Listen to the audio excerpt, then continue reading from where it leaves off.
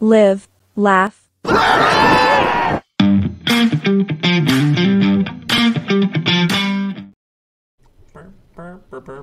Awesome. Welcome everybody to a new episode of Live, Laugh, Lariat. And before we start, jackets are on for this episode. Jackets are on. They stay on, okay? They stay on. They do. You guys talk while I put my jacket on.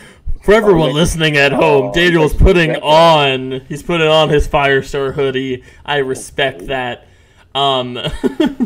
So, what's your favorite jacket? My favorite, man? Bro, I'm a Nike fan. Like, okay.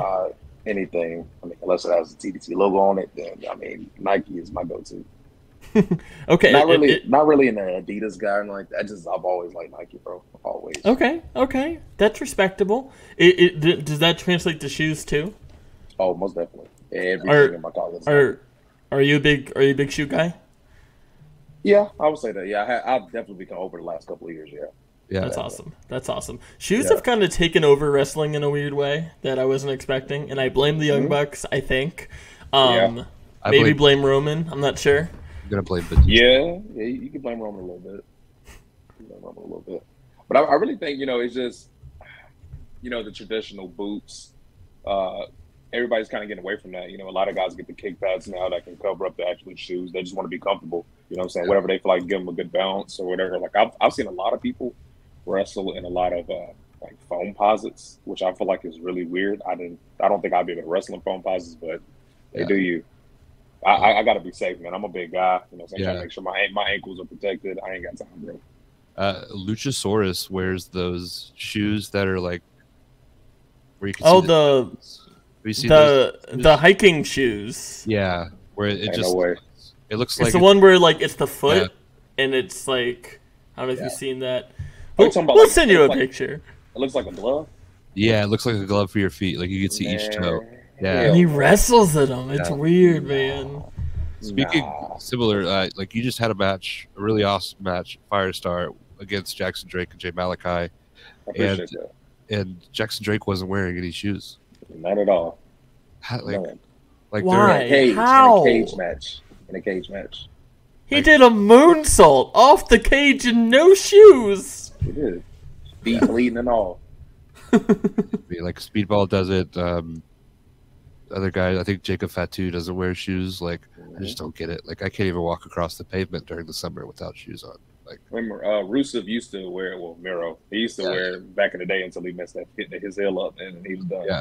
But back to the shoes for me. So I'm good on that. I mean, I'm a country boy. You know what I'm saying? I grew up in Brownsville, North Carolina, and Plainsville, so like I'm used to like not wearing shoes outside. But had a little incident when I was younger, and changed a lot of that. So I'd rather keep my shoes on. Heard on that. One time at church camp, we were playing a lot of basketball, and I was playing basketball with no shoes on, and I like pulled my Achilles. Oof! Christ. You're not meant to. Like shoes are created for a reason. Oh yeah.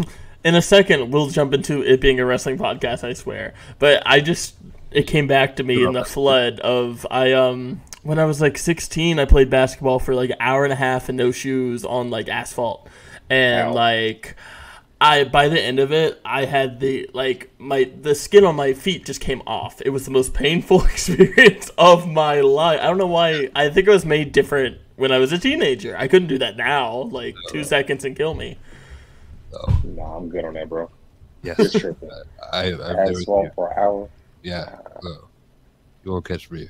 If there's a chance that a pebble could touch my feet, there are probably somebody that hates feet that is just like already not listening.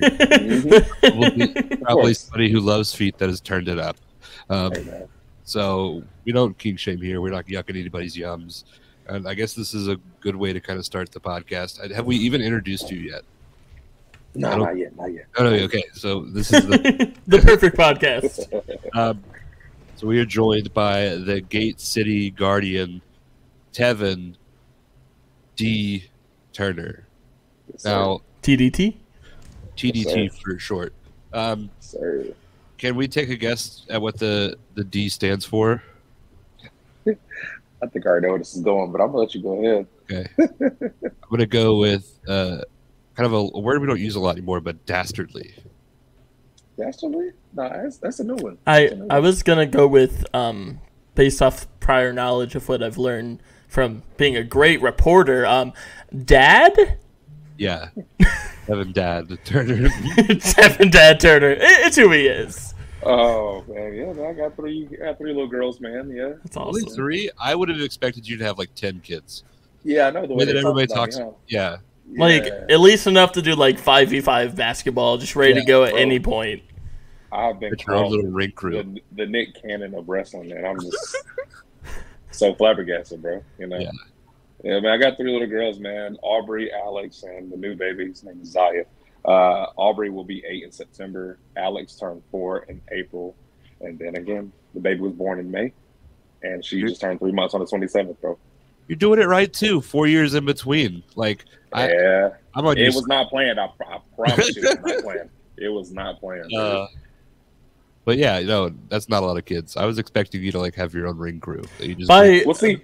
By the way it was talked about, I'm like, oh, he has a tribe. So I talk to the group pretty much every day. We have our own group chats, and then we all just text. Like we're really that close. Like people ask me all the time, like, "Are you guys really cool?" We talk. If all of us don't talk every single day, I'm talking to somebody from the group every single day. Yeah. And Caitlin Marie, me and her talk every day. And Norma's, hey, good morning. No kids today, right? Like, no, this is the normal 3 I got. I'm not making any more right now. But she's on my case every single day, bro. Every day. I can't get away from it. So the last 2 episodes, and for those who haven't listened to our J.R. Miller and Caitlin Marie, this is kind of like the Lord of the Rings trifecta. You should probably listen to those to fully get the best experience from this. But we ask them later in the episode if they wanted to kind of bury the group. I'm going to let you do it right now. Just have at it. The gate. You've had 2 episodes of people just laying it down. Mm-hmm. So I'm going to be honest with you. I think I'm the glue of the group. I'm the emotional support of the group. I don't have anything bad at all. Of course he doesn't. I don't. I mean, me, like I said, I pull up in my jacket, maybe it had a little headscarf. I'm in the back seat. I might be asleep, bro. I ain't gonna lie to you. There has been, let's be honest, Caitlin does use the bathroom a lot. You might get 3 or 4 pee stops out of her out of a 4 or 5 hour drive. JR, he already told y'all we did almost die. Yeah. The last time we were in Tennessee, I think we were probably about like this close to the car, and I did scream. I did, top of my lungs because I was looking down at my phone. I look up and I can pretty much see the back of somebody's head. And JR was just like, "We didn't die, guys. We almost did though, bro. We almost did." You definitely probably lost a year of your life. Oh yeah, definitely. Yeah. So. Yeah, I'm good on that. But no, man, dude, we're tight knit. We joke and we have a lot of fun, but we're good, man. JR and Caitlin, they are like the brother and sister that like try to pull each other's hair out every single day. That's all. Yeah. That's all that is. I like that that's your answer at the start of the episode. But we're going to circle back on this because I think there's something here. Yeah. But I guess the best way to start this pseudo interview is this is the real deal, Christian. Well, like I don't like calling these interviews because they're really like they're not. They're just us talking. But the start. What's the start of wrestling for you? What's your earliest memory of wrestling? Earliest memory, my great grandfather, who he passed away a few years ago. He reached his 90s, and this man watched wrestling up until when he passed. Like seriously, he watched wrestling all the time. That's just like my earliest thing. Like we would always go to his house, and he would always order the pay-per-views back in the day when we had to do pay-per-views. And that's all I remember. Like sometimes, like I'll beg my mom to like just stay. Like I know I got school tomorrow, but can we just stay? I want to see what happens because normally, on Monday Night Raw they would show like the little clips of what happened. I want to see the entire show. Yeah, if we can. And I was hooked by the time I was about 4. I knew this is what I wanted to do. This is something I talked about my entire life, and I was like, dude, I don't know what I have to do, but I have to get inside the ring. Like I need to see what this feels like, and I never gave up. It's awesome. What were you watching like in the early? Like, what kind of hooked you? Like, what were some of the? definitely Monday Night Raw. I mean, SmackDown wasn't there yet, but Raw, and he would throw on Nitro every now and then, but definitely a lot of Monday Night Raw. I'm not going to say he wasn't a WCW guy, but he was definitely hooked on WWF at the time. Yeah. So and people argue with me about this all the time. My favorite of all time is Shawn Michaels. First time I seen him wrestle, dude, I was hooked. Yeah. I was hooked, and I think it was a clip that I seen of him just cutting a promo. I'm like, I don't know who this guy is, but he has me zoned in. Like he's not the biggest guy, yeah, but something about him just attracts me to the screen. So I was, just kept watching. Then I seen him in the ring, and I was like, okay, this dude's the real deal. He can talk, he can wrestle. You don't know what you're gonna get with Shawn Michaels, and I was hooked. Shawn Michaels is great. And I definitely want to talk about him in a second, but do you think that Shawn Michaels, the love of Shawn Michaels, is what drew you to JR as a group? Because we both famous wrestling mullets, both very talented in the ring. Hey man, I miss the mullet, bro. Yeah, I don't know why he cut. I miss it so much. I told him, I was like, dude, when he told me about it, I thought he was joking, but he really, I was like, man, this is you. This is JR Miller. Like, everybody knows you about a mullet. He needs to grow it out. Grow it out like Bianca Belair and use it in matches. Man, that'd be crazy. That'd be crazy. Put it in a rat tail. Brother. I'll make sure just take this part out and send it to him. Like, see, man, everybody's behind you, bro. Because somehow, for some reason, I haven't asked him this, but I'm pretty sure that mullet's in a baggie somewhere in his trunk. Really? Again, I'm pretty sure, but I think it would be somewhere in the trunk.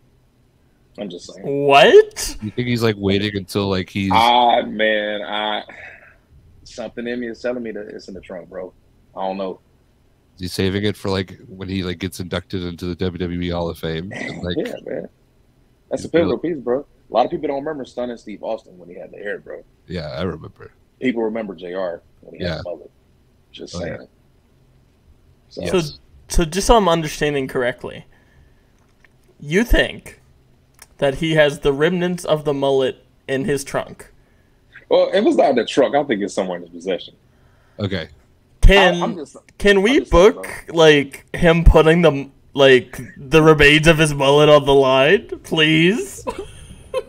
I'm just saying, man. It's a hair versus title match, but the hair is already shaved off. Bro, it was a trade, and like, that's the thing though. So when he mentioned it, I was like, dude, why don't you like set up a hair versus hair match somewhere?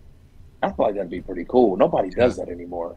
No. Besides when Benny got his ponytail cut off by Brad Attitude, which still pisses me off to this day.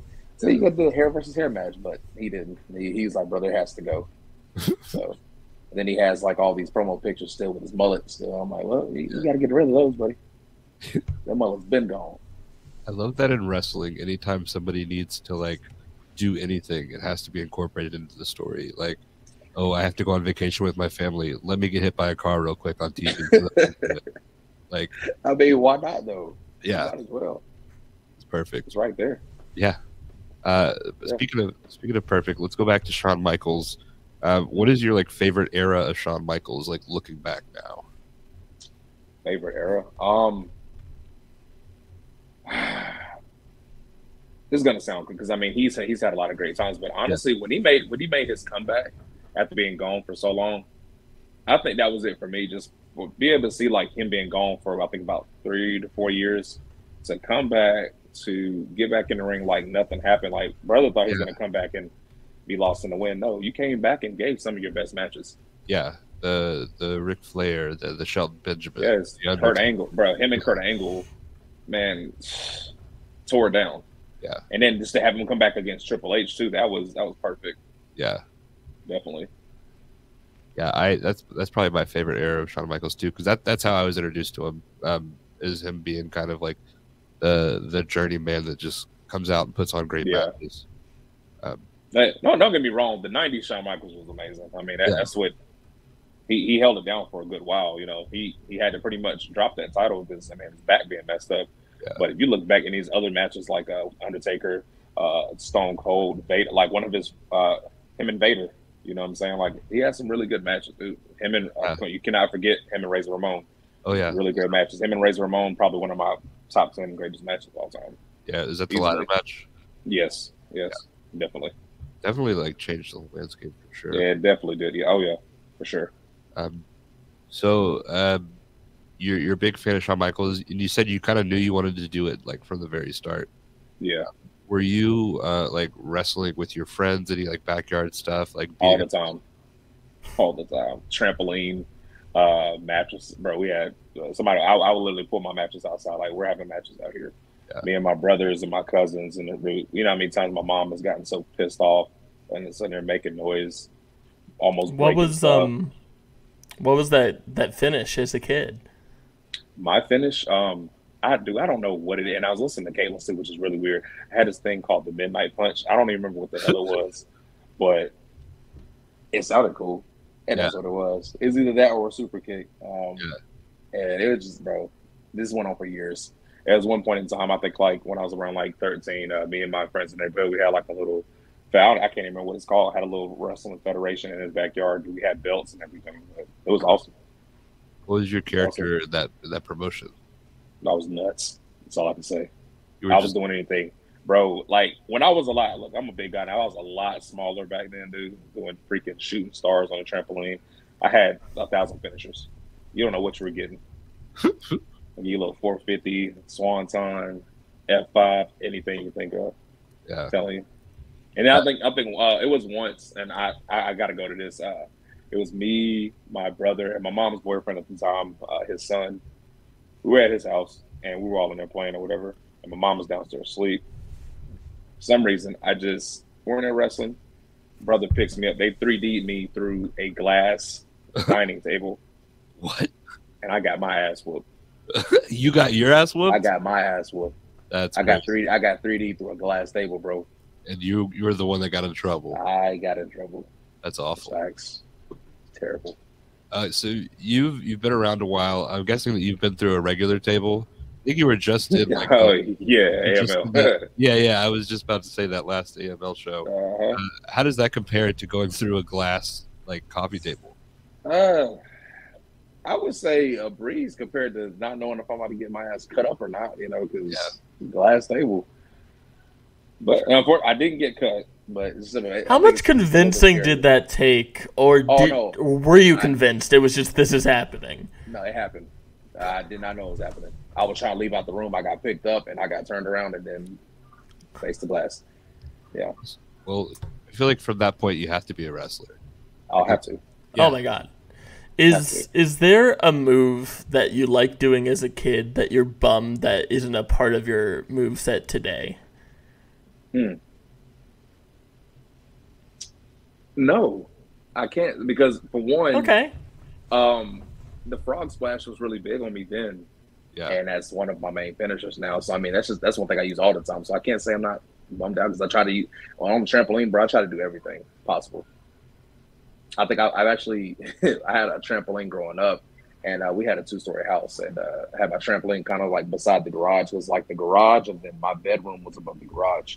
One night just went outside on top of the garage and cut a swanton off the top of the roof, the trampoline. Like, you know, if I die, I die tonight. But I gotta know what this is gonna feel like, and it worked. I think we should just be grateful that you survived your childhood and get to compete in front of all these people, because it sounds like it was a close call. My favorite thing is the thought that one of your neighbors could have just been like taking out the trash. And they just see you like sneaking up on the roof, and next thing you know, what the hell is he doing? Swanton off the top of the damn roof. Yeah, that is wild. What are you doing? I'm just trying to kill myself. That's all. That's all. I'm trying to see if I can make this move. That's about it. Get back to your trash, Gary. Go back to sleep. How old were you when you decided that you wanted to like take the leap and actually like start actively training? So I'm pretty sure you guys are familiar with the restaurant Cookout.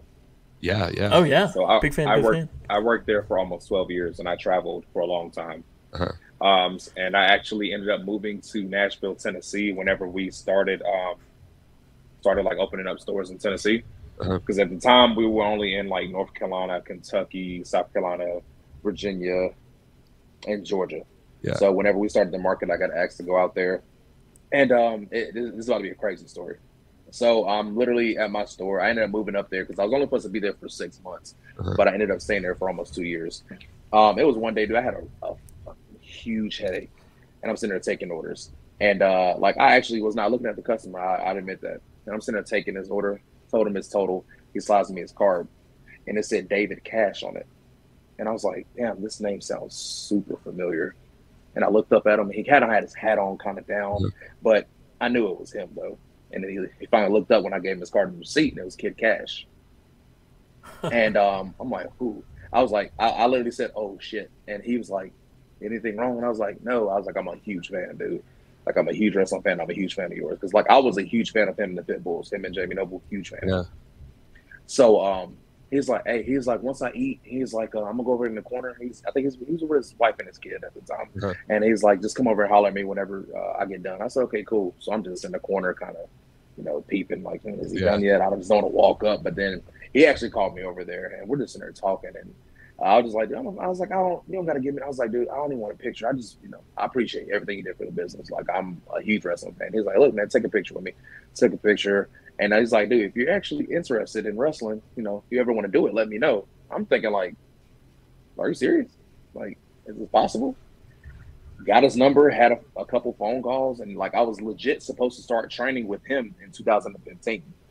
My mother ended up getting sick. My mom, she passed away from cancer in 2017. Sorry to hear but that. She ended up getting sick, and I actually had to move back to Greensboro.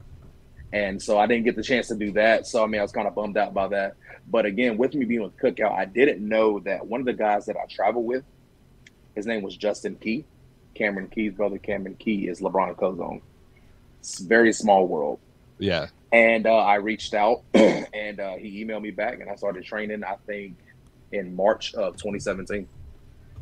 That was kind of the... I'm sorry, March of 2016. Okay.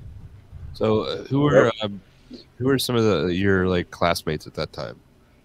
Classmates, Cam Carter, he's not around anymore. OMG James Ryan. Ben Grayson was actually training to be a wrestler at first. He's actually trying to be a wrestler there first. I don't know if you guys, Blackless Jack, Griff Garrison, and Marcus Cross that just came in at that time. Big Bite. Elijah Skipper. That's pretty much about it around that time, yeah. What a crew.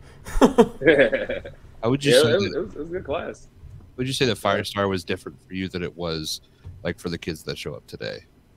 Like with most definitely, because Cozone had shut down for a while. So I literally came back right before he actually had Wrestle Revival, like his return. Like he had been shut down for a few years. And so like I started in March of 2016. So he had that Wrestle Revival coming back, and that was when I debuted. Me, Griff Garrison, and Marcus Cross, actually. We all debuted in the same Battle Royal, the Firestar Rumble at that time, which was a good, man, if y'all ever get a chance to go back and look at that show, it's crazy. A very, very young, I'm talking about 3 or 4 months in the business, Austin Theory was there. It was crazy. Like he was on the flyer, but we didn't know, like I didn't know who he was, but dude had only been training for a couple months. Huh. A lot of people do not know that, but if you go back and look at that flyer, he's on the flyer. Yeah. He's the big guy of the show, and him and it was him versus AC Mack actually. I think AC Mack just retired recently, but yeah, great match. Rob Killjoy versus Cam Carter. I think Cam Carter ended up winning the battle, the Rumble that night, and Cam Carter beat Rob Killjoy for the Southeastern title that night. That's crazy. What a talent! Like Cam Carter, super talented. Oh yeah. Killjoy doesn't get enough credit for being as talented as he is. Who, Rob Killjoy? Yeah. He's amazing. Yeah. Got a pretty good promo, too. Yeah. And Rob can do anything. And, he can do anything. King of the merch table. Dude. He runs it.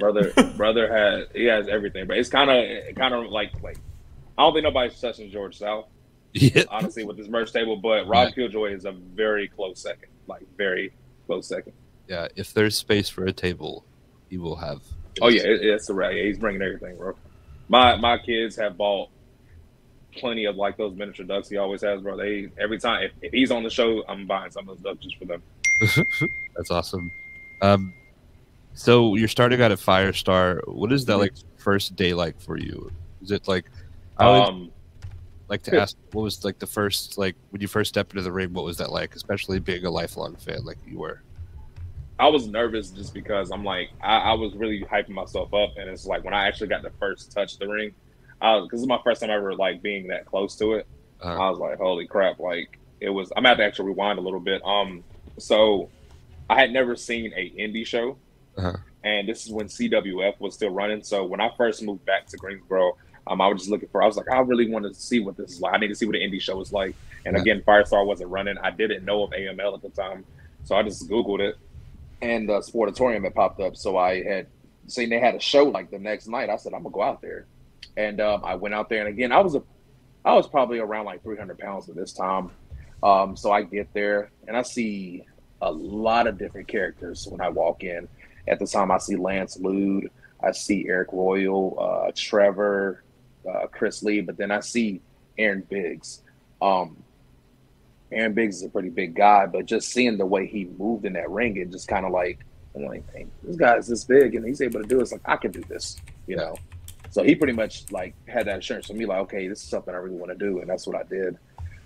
So fast forward to when I reached out to Cozone, he sent me that email back, and I pulled up, and that first day of training was hell. I'm not gonna lie to you. I threw up, got blown up real quick because I had heard that the cardio and the movement in the ring was different, but I really don't think being in ring ready is very different from being in the gym. Like you could be in the gym all day, be running, doing steps, but actually getting like ring ready, it's a different ball game. It was something else. Those first couple of days in training, because I did them back to back, was pretty harsh. And that first bump I took, I was like, I don't know if this is it, buddy. Like, this first bump had me kind of crazy. After what y'all seen what I did the other night compared to what I did on my first day, I would have never thought, because that first bump kind of made me a little nervous. Like, so this is what they mean by car crash. Yeah, this does not feel good. Yeah, so. You're telling me that going through a coffee table made of glass didn't prepare you? No, not at all. Not at all, bro. What was your like character like when you were first starting out, or was that even like a thought? Bro, I was so lost. Like my name, I was recently just talking to my brother about this. Actually, like I didn't have a name for myself. Like I didn't know. Like I had 20 different names wrote down, but I just didn't know who I wanted to be. Like I just know I wanted to wrestle, and like I was trying to like take pieces of like Shawn Michaels, pieces of Brock Lesnar, pieces of Stone Cold, and like try to mash it. And it just was not working. It was not working at all, because, you know, regardless of how great those guys are that I named, I had to find out who Tevin was. And Tevin didn't even have a wrestling name at the time. And I was like, I just don't want to come out as, here comes Tevin. It sounds pretty dull to me. So I had to find a name first. Yeah, it's got a nice ring to it. Funny thing is, the very first seminar I ever went to was Caprice Coleman. Again, this was like maybe a month before I debuted at Wrestle Revival. And we were cutting promos and stuff, which was very, very new to me, because I wasn't used to really talking in front of people, so it really made me nervous. But I got it out the way. The promo was probably dog crap, I'm pretty sure. Probably 0 out of 10, never try again. Yeah. But it happened, and I was talking to Caprice, and he's like, "Well, so what's your wrestling name?" And I just froze. I was like, "I don't know. I don't have one." And we were just going through some things, and then he's like, "What's your initials?" When he asked me that, I was like, TDT. He was like, that's different. That's a good ring to it. He's like, why don't you use that? And I was like, get some TDT then. Yeah. It's my legit initials. So you like join a cool like group of wrestlers who do the initial gimmick, and it works, man. Like I think that's really, really rad.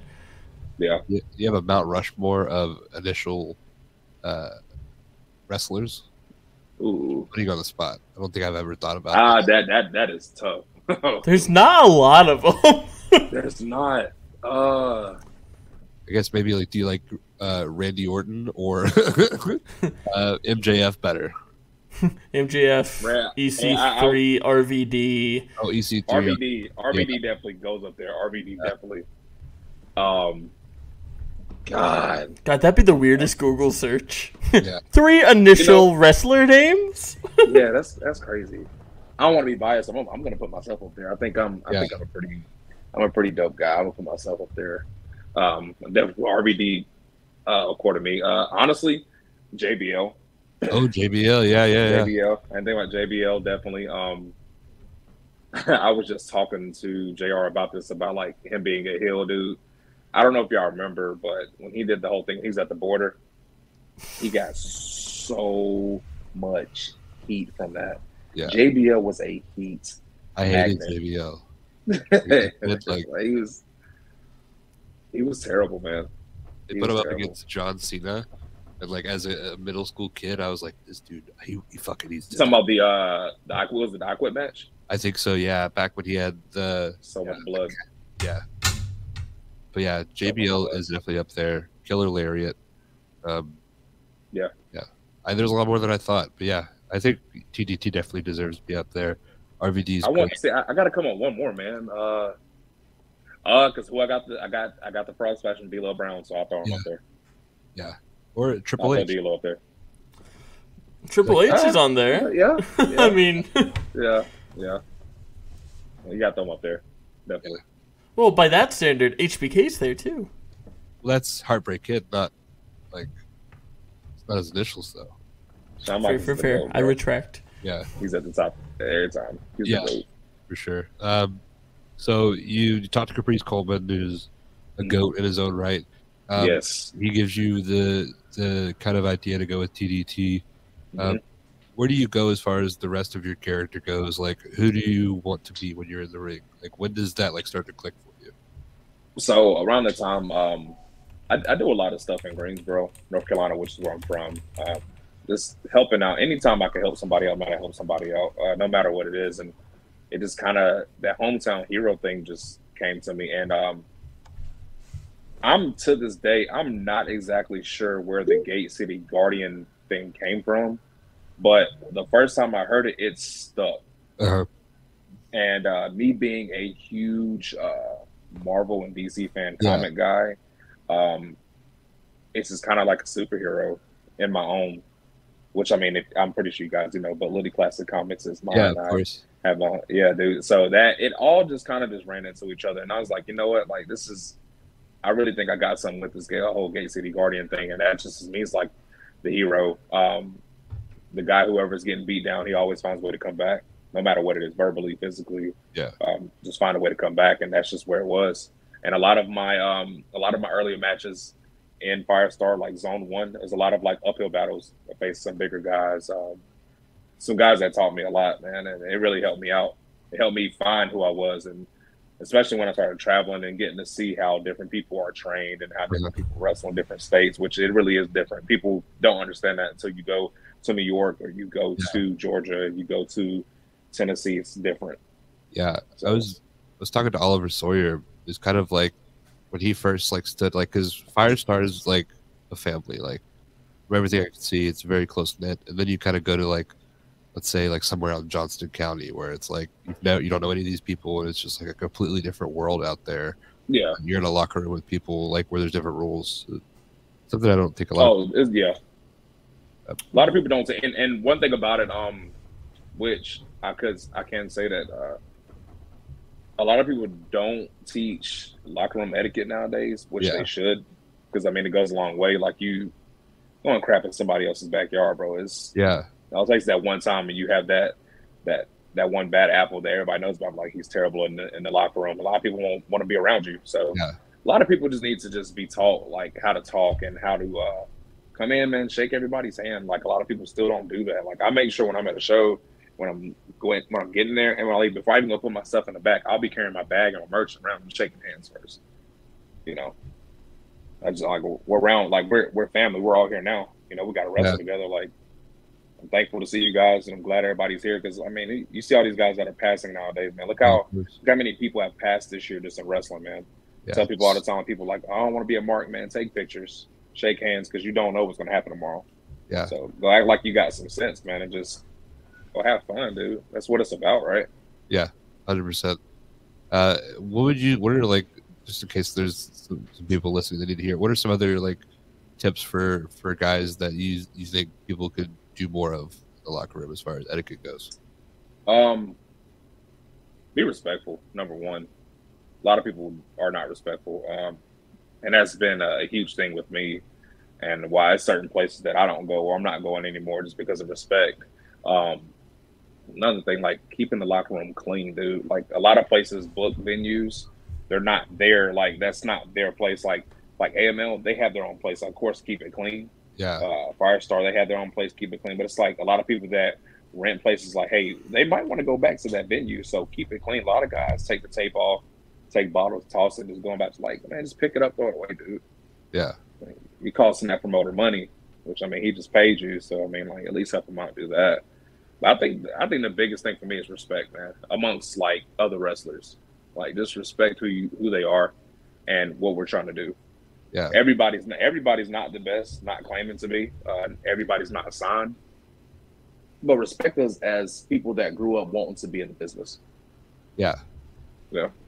That's something I've learned. Like everybody that we've talked to, like there's not been somebody that's like, oh, I never watched wrestling. Like I just thought this would be cool. There's no one that like accidentally stumbled into it. This is what they want to do. This is what they've always wanted to do. Yeah. Like since 100%. That point of, oh, I gotta do this, they've always followed through. Well, see, I mean, this is a really crazy thing. People have to understand, like, regardless of how we look at this, I'm pretty sure everybody that steps in the wrestling ring takes a little bit of time off their life. If you think about this, honestly, yeah, just other things that we're doing. But this is what we want to do. This is not something just wake up, hey, I want to go wrestle. Shit hurts. It's not an easy thing. I'm a pretty busy guy, and it's like I'm just gonna run you through my day of last Saturday. So I wrestled Friday night, and then I had to go open my restaurant. I run a Jersey Mike's here in Greensboro. I'm a GM there. So I wrestled Friday night in Charlotte for XWW. Saturday morning, I opened up my store. So I got up at 7 o'clock, got to my store by 8. I ran that shift until 2 o'clock. I left 2 o'clock, went to go wrestle in Eden. I opened that show, left Eden, and came and main evented at Wrestle Revival in one day. I was exhausted, but this is what I want to do. Yeah. So I did it. So like, this is not just something that people just wake up and say, hey, I literally worked all day and I went to go wrestle twice. That's not normal. No. That's not something somebody just wants to do. So yeah. Okay. Go ahead. Oh, I was gonna, and this is gonna be something that might be hard to explain, and because, like, it's really, even as a fan, it's really hard to explain. What is it to you about wrestling that's just like, I gotta do it? Like, what, like, as you're doing it, like, what keeps pushing you to do it? Like, what is, to the best of your ability to explain this, like, what is that? Regardless of what I have going on, like my kids, my family come first, regardless. Before work, before wrestling, everything. Just put that out there. But with that being said, like I said, how like the day that I had Saturday, I could have been tired, not want to go to work, whatever the case may be. Kids might have been running rampant. When I'm in Gorilla and my music hits, nothing matters. That is my escape from everything. When the music hits, it's like I'm in my own. So I'm in a bubble of this TDT, and that's just what matters when I come out and see the fans. Whether I'm a good guy, whether I'm a bad guy, I just love the interaction and just seeing, just seeing like just the love in kids' faces, like just seeing like what we're doing. Cause like to them, we're superheroes. Yeah. You know, like how Shawn Michaels was to me on screen, like how they look at us, like this dude is in here, 350 pounds flying all over the ring. I want to do that. And it's just like I have so many people that hit me up in my inbox, whether it be Twitter, Instagram, Facebook, whatever, like just asking me questions on it. This is a daily thing. Yeah. And I honestly don't have a problem doing it because this is something that they want to do. I just had a kid, and I'm sorry, I cannot remember his name, but his mom reached out to me a couple months ago about him wanting to start wrestling. And he actually, brother's been wrestling, I think maybe training like 2 or 3 months. He debuted at Wrestle Revival. And I was like, it's just the little conversations like that, you know what I'm saying, that make me feel good because I'm doing something. Yeah. I gave her information that led her son to do something he wanted to do. He's a young guy, has the world against him right now, you know, but the wrestling might be his escape and it's my escape, regardless of what's going on. Yeah. And we've heard from several people that like you've been there and you're a big part of the reason why they like are where they are today, and like just your willingness to help. And that's really awesome. I do want to say, go back to that match. Can we talk about that fucking coast to coast? That was awesome. Man, I've done it a few times. I just right there in that second, I was feeling it, bro, and I was like, I gotta pull it out. And again, bro, I weigh 350 pounds, bro. It's not easy. I'm just saying, this is me. I don't want anybody to call me out on it. I just don't know. I don't know anybody else of that size that has done that. I love the concept. I don't know that in like a match where the ongoing feud has been Jackson and Jay jumping off of everything, fighting each other everywhere. The contrast that it wasn't Jay who did the coast to coast. No, it's you jumping farther than anybody else. Yeah, it's my turn. The big guy can fly too. That's awesome. What is the first moment where you're like, I think I could do that? Like, what was the first time like you whipped it out? What goes through your head? Like, the first time I did it, it was the season finale of Zone 1 Wrestling Firestar. I faced a guy named Semi Mutima. Put a trash can over his head. He's sitting down, and I'm up there, and I'm like, damn, this is far. Like, this is pretty far. I don't know if I can get it. And I almost overshot it when I did it with him. I was smaller. I was a little bit smaller. I probably was like right at 300, but I was like, dude, I can get there. And it was crazy, man. The crowd went nuts like they did when I did the other night. I think it's just something that you're not used to seeing. But it's like, just listen, the commentary, they seen when I was going up in Thailand, I was like, Tevin, don't do this. I'm like, no, I'm going to do it. I looked at it like, I'm going to do this. I'm going to. Yeah. Like, I wasn't sure. I was like, I didn't think it was going to happen until it happened. So that's awesome. That's one of the things I love about wrestling. Is just the unpredictability of the story of it all. It's one of my favorite things to watch wrestling with Daniel, because he doesn't always pop for everything, but the things he does pop for is always worth the pop. But like, he loses his mind about it, and I love it because it's like that's how you know if it was quality or not based off his reaction. And he like opened out like It was awesome. Yeah, it's one thing, I wish that somebody had like a roaming camera of the crowd that like when I do stuff like this, I just want to see it because I love seeing reactions like that, man. It's amazing because you never know. Yeah, that might be a service we could provide. Yeah, it'd be worth it, bro. I'm telling you. Just, the work don't stop. Give us a little bit of a heads up that we could get that taken care of. But where was the first moment that you felt like you belonged in the ring? First moment. Ooh. First moment. I would say so. Leading up to when my mom passed away, we had to raise money for her. Like, we knew that she was about to pass away. She passed away from cancer in 2017. And I had went to Codes and said, "Hey, man, I'm trying to raise some money for my mom to get the expenses taken care of, her burial and everything."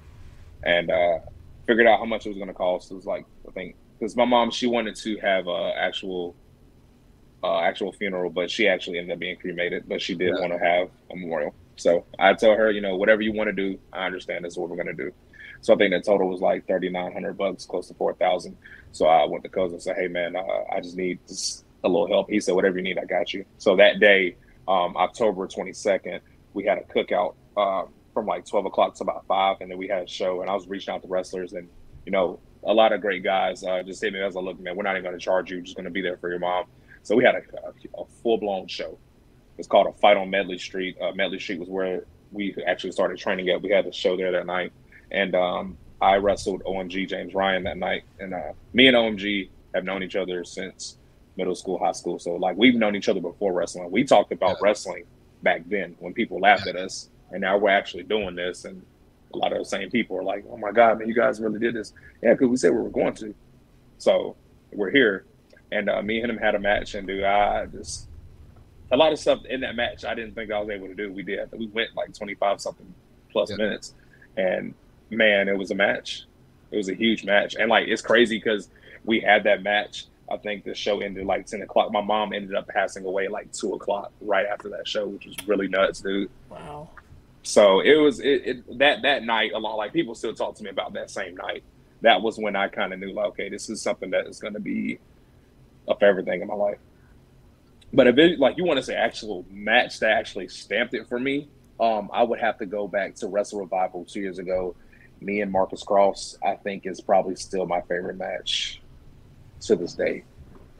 Like this, what I just did at Wrestle Revival a couple nights ago was great. But that match between me and Marcus Cross, y'all get a chance, like I'm telling, go watch it. It was something else. Like that match, I'm talking from start to the ending. Like, dude, it brought the best out of both of us. Yeah. You know, I went back and watched it. I just was like, dude, like I didn't think I was capable of the stuff that I did that night. Definitely one of those matches. Yeah. Kind of a similar moment, I'm sure, for you. But what was it like when you talk us, I guess, through the whole process, but like winning the Firestar belt? When did you find out you were going to win it? What was that moment like? What does it mean to you to like carry that title? I had broke my shoulder. Right? It was so. I broke my shoulder in 2020 or 2019. I broke my shoulder in a match. I had just won the Southeastern title. This is my first title defense. I broke my shoulder in a match against Kent Wolf. So I was out from October until February of 2020. So February, I made my return. It was a huge 6-man match, 6-versus-6 match. It was me, OMG James Ryan, TJ Moss, and the Wrestling Prodigies versus the Diamonds of Change with time, which was Cam Carter, Bojack, and Simi Mutima versus the Pink Gang, which was Caden Pierre, Kent Wolf, and Pretty Boy Lane. So I was the surprise contender. I was out for 5-something months because I in that match against Kent when I broke my shoulder, actually I broke the clavicle completely. Like completely. So I was out for a good minute, and I was a surprise opponent that came back that night. Nobody knew I was coming back. Huge pop. I actually turned heel that night. And then COVID shut everything down. It was, bro, when I tell you, I turned heel that night. I turned on James Ryan, hit him with the big spine buster and just walked out, left him in the ring. And then I had my first singles match back, which was in March against Tyler Bruins. And then COVID shut everything down. And that just threw a wrench in every bit of plans that we had. So, like, fast forwarding to the later on in the year, we had waiting to, like, Cozone has this thing, Firestar, called the Path of Glory tournament, where it crowns a new heavyweight champion. Because the last heavyweight champion up until that part was Cam Carter. But again, he had left the business, so he vacated the title. So we had a tournament, the Path of Glory tournament. I ended up facing White Mike in the first round. I defeated him.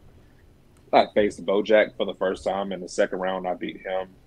And then me and Cozone had ran a good sequence then. And we had to end up having a Gate City street fight in the semifinals. So the semifinals contestants were me and Cozone, and then it was Moss and OMG, which they had I think they had like a 30-minute Ironman match, fire match. And me and Cozone, like I said, we had a really good Gate City street fight. Do y'all remember that time when that meme was going around about the Twisted Tea? They got smacking the guy with Twisted Tea. Yeah. Cozone hit me with a T. I actually did. I hit him with the gate. I hit him with the coast to coast that night too. So he caught that definitely. We went about a good 25-30 minutes just beating the crap out of each other. And so the finalists were me and TJ Moss in the Path of Glory tournament. And we didn't know who was. We literally didn't find out who was going to win until that night, right before the match. So we didn't know anything. But we had a 3 stages of hell match. The first match being a regular. I think the first match was a just regular match. The second match was a bull rope, and the third one was a last man standing. I've never been so bummed to miss a show, brother.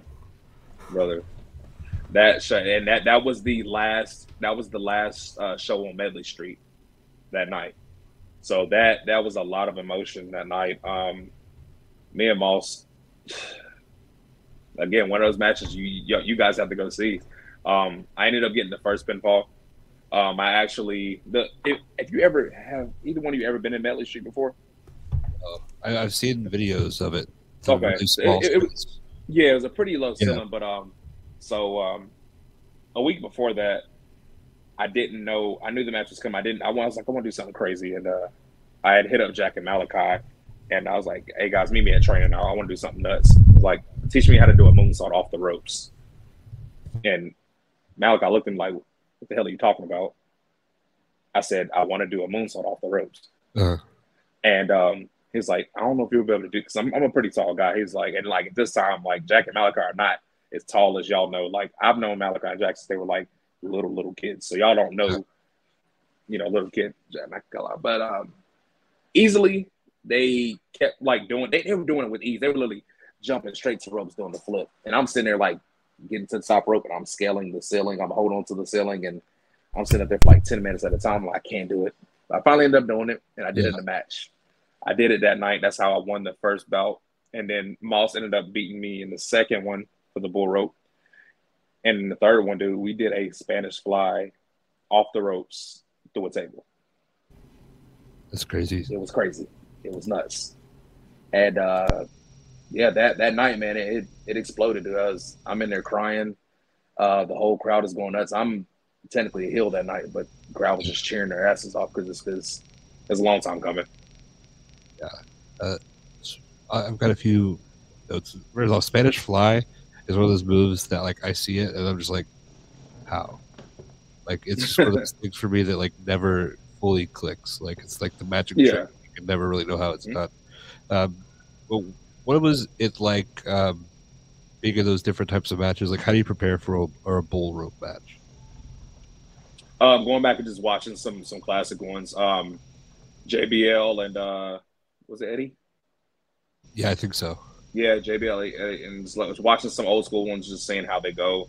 And honestly, just I watch a lot of wrestling, a lot of old school wrestling, just going back and just looking and just how they move. And I mean, I can't really go back to see like how they prepare for it because we don't know, but just like literally picking those matches apart. And a lot of one thing that I learned from Aaron Biggs a long time ago, what he said when I talked to him before I started wrestling, he taught me that you can sit here and watch wrestling as a fan all the time. Yeah. You're hearing commentary, you're hearing the fans and everything, but you can't learn as much unless you put it on mute. So literally taking your favorite match and watching it as a fan, you're going to just fan out and be like, oh my God, Shawn Michaels just did this, but actually take that same match and mute it, and you'll learn so much more. So much more. And that's how sometimes I have to watch wrestling just to actually understand something. Yeah. That makes a lot of sense. It's not something you really think about. Oliver Sawyer says that he has to watch Roberto Moss on mute for different reasons. But I'm sure that helps him learn more from those matches in the instance. What's your least favorite thing about Oliver Sawyer? He doesn't shut up. Yeah. He does not shut up, man. Okay. This has been our segment of giving Oliver back what he gives. So Oliver, and that's another match you guys got to go back and watch. Oliver Sawyer. I mean, I beat the hell out of that boy. Yeah, I beat him. He deserved it. He runs his mouth too much. He doesn't know when to shut up sometimes. Yes, I doubt he listens to this, but it makes me happy that we're. Yeah, we can hope. Yeah, I listen to his, so he can at least listen to mine. I listen. I'm gonna put you guys over. Y'all guys do a great job. I've listened to a lot of the podcasts, so thanks, man. Y'all do y'all's thing. Appreciate it. I appreciate that. That a lot. Sorry for the sidetrack. What was it like the moment for you when you actually won the belt? Like emotion wise, like what goes through your head when you actually get to like hold it and you get to walk out of the ring with it? It was everything, man.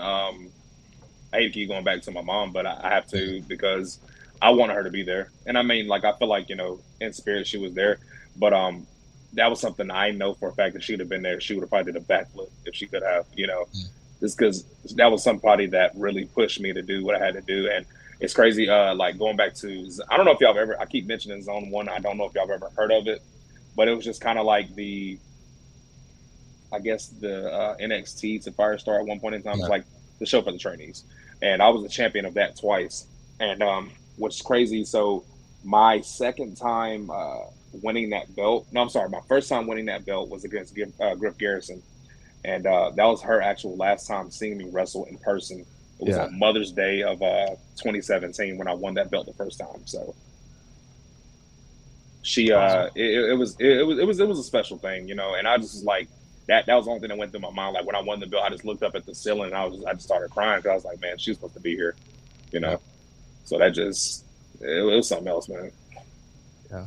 I really can't explain it. I was just emotional as crap because I was just like, this is something that I feel like I wouldn't be able to do if she wasn't here.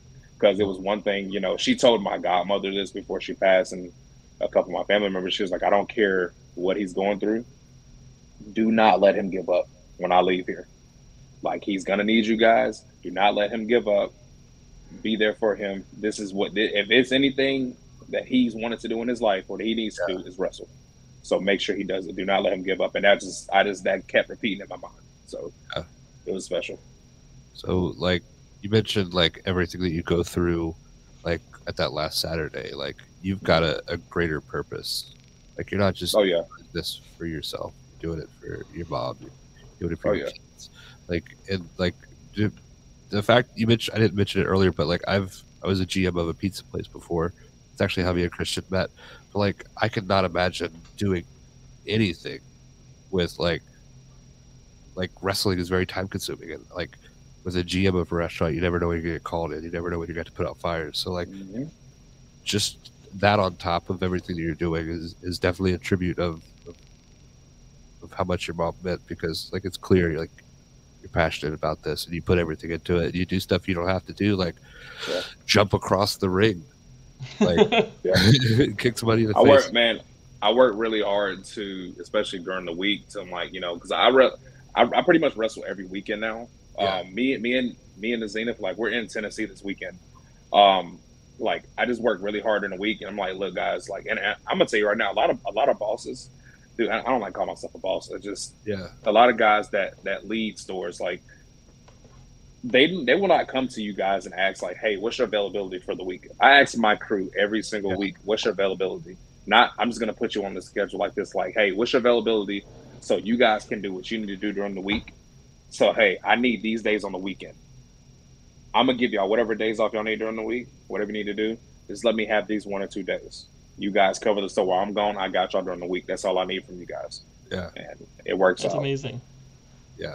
Yeah, and I mean, that's just how I'm able to do what I can. And it's just like, it's, especially with, like, I kind of hit a slump last year. With wrestling, I kind of felt like I was plateauing. I really wasn't traveling like that. Even, like I said, I was with Cookout for 12 years. And they would not let me wrestle. I was only wrestling locally, and I was still working 12-hour shifts and then going to a show. Like, that sucks to have to be on your feet for 12 hours in Cookout. And we all know Cookouts are not slow. No. They're busy as hell all day. So doing that and then going to a wrestling show and then going back to work the next day, it's terrible. And it just was the Jersey Mike's job kind of fell on my lap, and it just was the best thing for me. When they said something about making your own schedule, that was like, regardless of the money and the opportunity to talk about, when they said you can make your own schedule, I was like, that's what stuck out to me. I'm like, hold on. Yeah. You mean to tell me I can do whatever I need to do during the week, but I can make my own schedule? And ever since then, that's when everything took off. Like I said, me and Benny have been the closest of friends forever. So when we talked about doing the whole Zenith thing, I was like, look, dude, my schedule is going to be open now. So if you really want to do this, we can do this. And now we're traveling, dude, and it's been like the best thing for me. I needed it so bad, especially after last year. Man, it's been great. Awesome. Yeah, you're definitely on a stride. You guys work in AML, like, definitely get some good opportunities there. We just please stay tuned. We got some stuff coming, bro. Awesome. I'm excited. They just it's only about to get better. Like, I guarantee you. Just locally, like I said, we're doing a lot of stuff out of state, but we got some stuff coming soon. Awesome. Real soon. Speaking of the future, what are some of the goals that you have for wrestling? As far as, like, let's give it over, like, the next year. Like, maybe who do you want to wrestle, and then, like, where do you see yourself in, like, 5 years in the business? 5 years. I'm gonna start with who I want to wrestle. Singles wise, this is about to sound cliche as hell, because people kind of say we're similar in many ways. I wanted to wrestle Keith Lee for so long. Yeah. For so long. You're going to see a lot of craziness in that match, but I can guarantee it'll be a great match. I can guarantee it. Um, and if I could rewind the time, of course, I would like to just wrestle Shawn Michaels. He'd probably kick my ass, but just one time, just come on, brother. Just I'll take that sweet chin right here. Just one good time. But tag wise, man, me and JR have been wrestling. Well, we just wrestled the Rock and Roll Express. I saw that. That's crazy. Wow. Like that's a lot of people can't say that. You know, it's been a really crazy year, man. We got this thing going with the Stu Crew. Literally traveling back from Tennessee to North Carolina. We were going to face him in North Carolina and King on the 9th next week. Yeah, next week. So, like, be looking forward to that. As far as tag wise, I don't know if it's like anybody I specifically want to wrestle. I just want to have great matches. Like that's one thing. You know, I'm gonna have to rewind back to when you said thing about like locker room etiquette. A lot of people down a lot of promotions, like calling trash bag promotions or whatever the case may be. Any way I can help somebody, bro, I'm gonna help them. I don't care where it is. I just want to wrestle. That's if you ask anybody like, what's my goals, dude? I just want to wrestle as long as I can and put smiles on faces and change people's lives if I can, because that's just what some people need. And if I can help elevate a promotion, elevate a wrestler, I'm going to help do that by any means.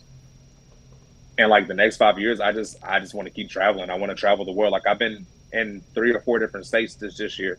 The last couple of years, I might have like went to Georgia once, but that was it. Like this year, I've been to different states, and I just want to keep that going.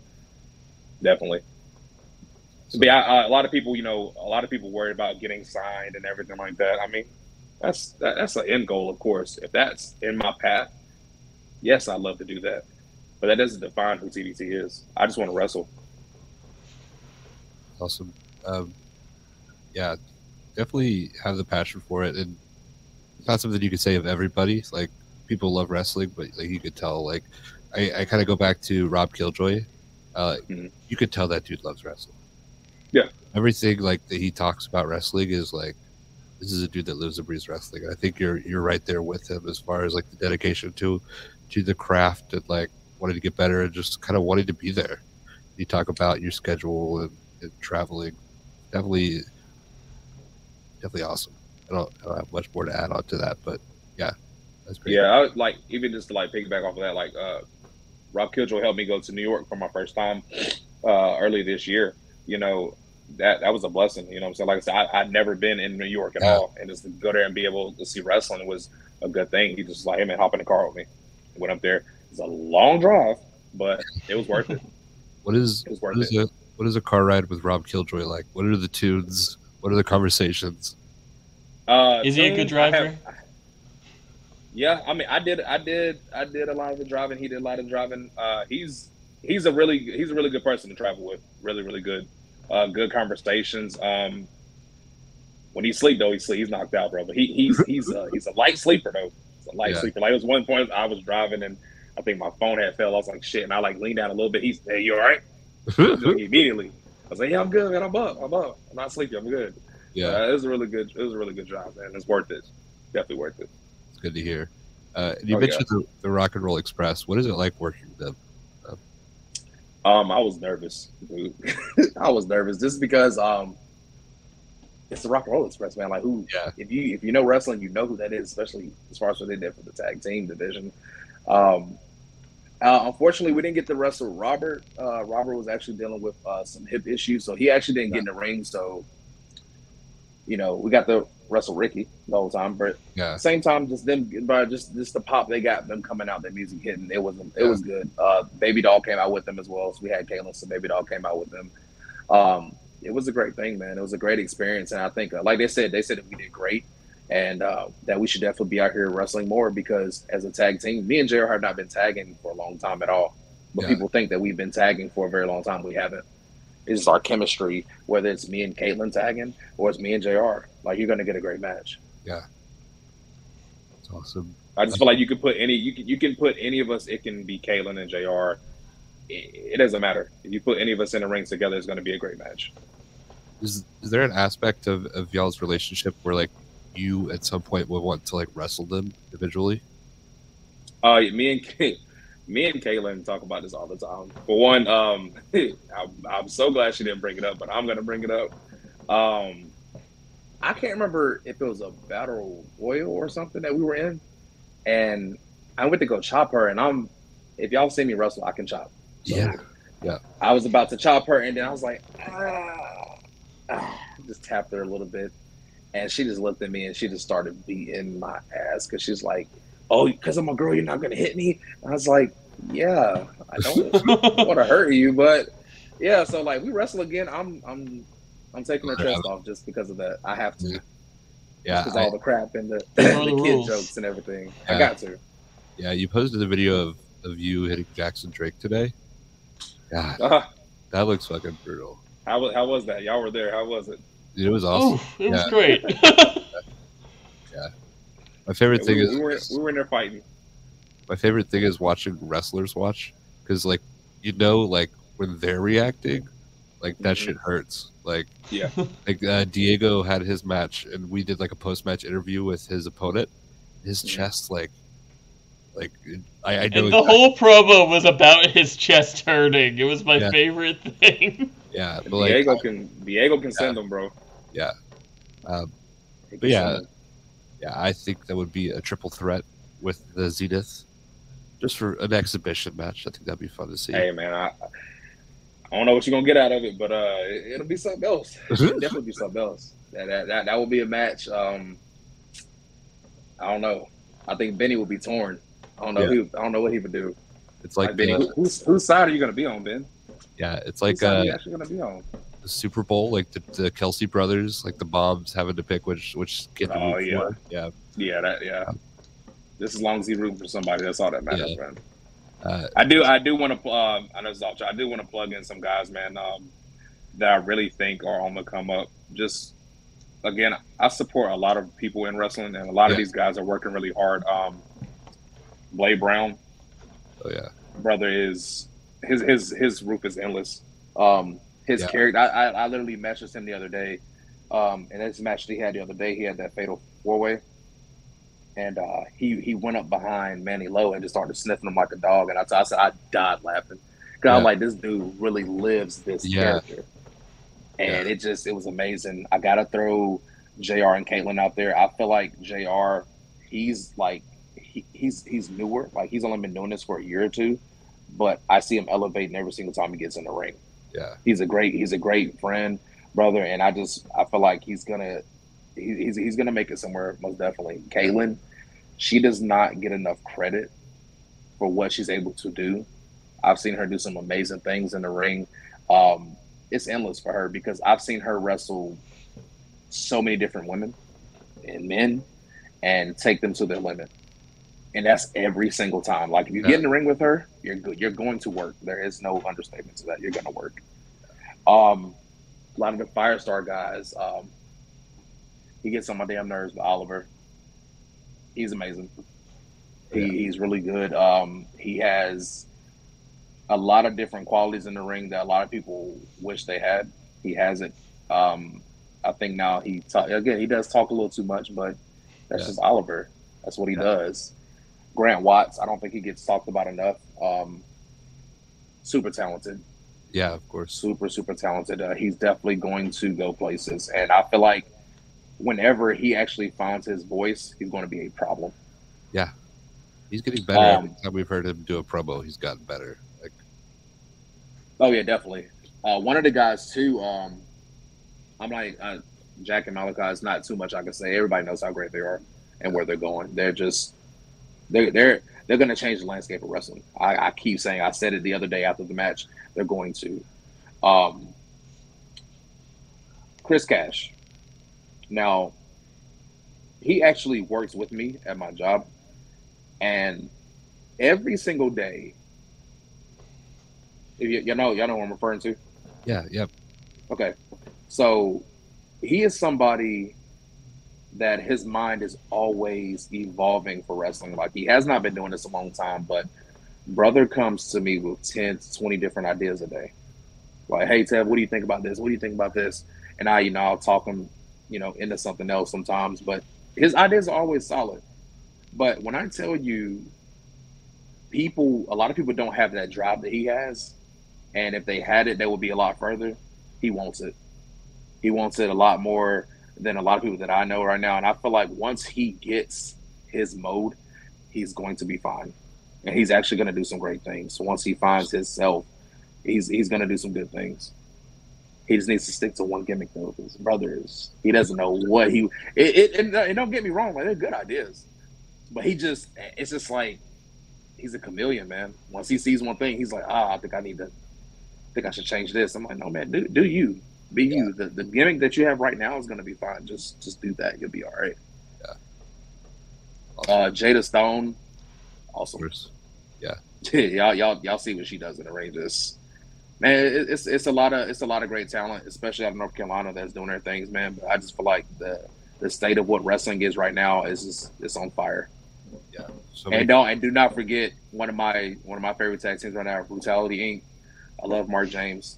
I love Alex Evans. They just won the titles at the last Wrestle Revival. Yeah. Congratulations to them. They're gonna go places. Yeah. I feel like a lot of people know Mark James. He's been around a while, but Alex Evans definitely underrated. Great talker. Does not get enough credit. Like, he cut the promo of his life. Yeah, I don't think He's probably not 100% there either. It was incredible. Yeah. I don't think when you cut those type of promos that take you to a different place and you don't know, like, you kind of got to come back to earth. Like, hold on, I just kind of left myself for a second because I'm just in that. It's not even at that point. It's not even a character. You're just in your own mind. Like, okay, I'm about to take it all the way there. I gotta reel myself back in because I just got into it too much. And Alex is one of those guys that he has that untapped potential. Yeah. And he's just now getting started. He's gonna get there. And he has Mark James, who was a great talker, a great wrestler. Like, he has the mentor. He has that mentor with him, and he's gonna be fine. Yeah. Mario, like I said, Mark James. Everybody knows who Mark James is. He's wonderful, man. He's a really good guy. Regardless of how mean he is in the ring, he's a really good guy. Yeah. Really good guy. Yeah. He also listens to every episode, so if you want to give him Thanks, Mark. Yeah. Hey, Mark. Hey, man, that's my guy, man. And again, and last, I gotta put over my guy Benny, man.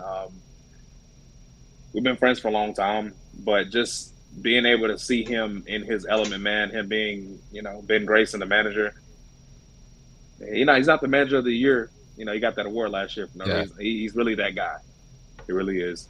He does a lot for wrestling, and a little underappreciated at times, I feel like. I don't think people give him enough credit for what he does, but he's somebody, again, that's untapped potential. He has a lot to offer to everybody. So, of course. Yeah. That's awesome. We usually ask that question. You just I beat you to it because I watch you guys. Because he watches the product. Yeah. I feel like we could talk to you all night. I do want to talk about your comic books because I think that's really awesome, and I want people who may not know to know about that. So, for those who don't know, walk us through like what you're doing at Litty. It's Litty City Comics, right? Litty Classic Comics. Litty Classic Comics. There's a building on the logo, so that's why I said. Yeah. But talk us through that and like how that came to be and what you're looking to do with that. So when I was younger, my mom had bought me this comic. She went to a yard sale. It was the World War Hulk comic. Guy sold it to her for like $3. She just gave it to me, and I was hooked ever since then. I'm mad that I don't have that comic anymore because I really would have liked, put it in a case just because it's my first one. But man, just I didn't really appreciate it as much as I did then. Now, and I would have definitely just for her. But I just always been a comic fan, and like just reading comic books. Like I'm not a big fan of like reading books. I've never been, but I can read a comic. I don't know why. Just like comics always get. I don't know if it's just the pictures or whatever, but and just the action graphics, just simple fact of just superheroes have always been my thing, always. So like the whole Marvel Cinematic Universe, what they did the last 10 years leading up to Thanos, my favorite thing of all time. Like, seriously, I'm sorry. I love movies, but that just was the best build up. And when I really thought about like, hey, I really think I can do this. I'm a pretty creative guy. I want to do my own thing. Like, I wanted to be superheroes, drugs, definitely wrestling, just everything you can think of, everyday life. And I said, I'm just going to start writing. And I did. And I reached out to wrestlers like, hey, I have an idea for this comic thing, but I really want to help put guys over too. So, like, if you ever get a chance to go look at my characters, like, a lot of guys, Tim, the Infinite Man Tim, Bojack, these are all guys that are in my comics. A lot of them haven't been on paper yet. Like we're getting to it, but they're all drawn out. And like these guys I've been giving them powers, written stories for them, written stories for them, and I'm gonna bring it to life. I just feel like I can help put these guys over and like actually have wrestling in the comics. The very first comic that I wrote was Make Wrestling Great Again. TDT, Guardian of Gay City, Make Wrestling Great Again. If you understand what that is, it's a little snub. It's a little snub. Make Wrestling Great Again, if you know what I'm talking about. But anyways, I just wanted to I just was like, let me be creative and see. I honestly didn't think people would like it, but to this day, and this is honest to God, I have not gotten one negative review about my story. Everybody loved the story. I'm talking about my mom, how I got my powers. And then I was talking to Tracy Myers and Brian Hawks when I dropped this comic 2 years ago. It was around WrestleCade. And I said, hey, man, like, I really feel like I could do like a WrestleCade edition of this comic, which is the second red edition of that first comic, which is me versus Zuka King. The first one was me versus Captain Black America, which was an alternate ego of somebody from Firestar. I'm not going to go into who that is. Yeah, but the one against Zuka King, really, really helped me elevate. And they were really supportive of it. And from there is when I wrote my third comic. And that is when everything really started to take off, because I became really good friends with Chris Bay off of us having a match. And I was like, hey, man, I just want to give him a copy of my comic. So I mailed it to him. He's like, dude, this is awesome. I love to be in one. And then I was like, dude, if you're really serious, we can make this happen. Yeah. And he's in the second edition, and that's when everything really started to take off. And now everybody is waiting for that third story, which is coming. I hit a little stump. I had a lot of stuff going on, but the stories are coming, I promise. And I actually am working on actually doing an anime as well. Awesome. So rad as hell. All things that we're working.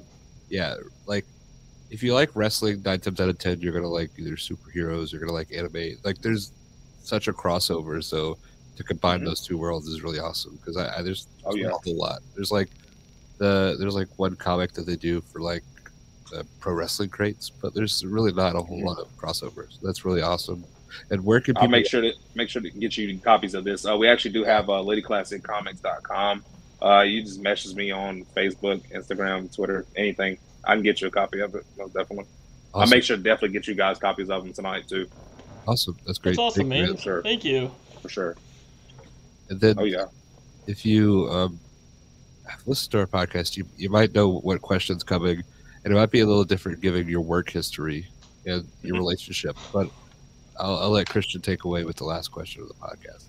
Okay. Given that you worked at Cookout for so long, what's your favorite thing to eat at Cookout? And I want the specifics here. I want to hear how you're changing the orders. Yeah. All right, man. See, mine's a little different. So, chicken cheddar style tray. Okay. No grilled onions, though. I hate onions. The Cajun seasoning on it, though. Cajun seasoning on it. Sounds, bro, I'm telling you, it'll change your life. Cajun fries, nuggets, or hush puppies. Huge sweet tea. That's great. And if I feel like being a fat A hot dog with ketchup, mustard, and chili, or order cheese bites. Yeah, Cookout hot dogs underrated. Very, very much so. But it took me a lot. So like I left Cookout over 2 years ago. It took me the longest time to eat it again, because like working there for so long, smelling it, I hated the smell of it. Yeah. But I love it again. I've actually started eating it again recently, but it's I can enjoy it again. But no. Yeah, I definitely. We've both worked in restaurants. You kind of understand like eating it every day, and then like just never wanted to eat it again. Mm-hmm. It's that smell, man. I'm telling you, it gets you every time. For Jersey Mike's, what is it? What's the menu hack for some people that made out? Oh man, I got too many of those. All right, how about cold sub or hot sub? How about that? Let's do cold. Cold. All right. Let's do hot. You seemed a little bummed by that answer. No. I'm fine with either, because I can give you either or. Okay. We're doing cold. I would say Club Supreme, the number 9 turkey and roast beef. The Mike's Way, which is onions, lettuce, tomato, vinegar, oil, and spices. Throw some cherry. I like spicy food, so cherry pepper relish on there. a little bit of jalapenos. Can't beat that. That's all. Sounds like a lot, but it's worth it. And then Yeah. I don't care. I say this now, and I mean this. If you're ever in Greensboro, come by my store. I make the best cheesesteaks in North Carolina. Okay. I Okay. guarantee that. I guarantee it. I'm gonna have to accept. My wife Well, is we're gonna have to do that. You're gonna have to do that. Yeah. You're going to have to. I'm telling you. okay. So yeah, we'll check out all of your socials.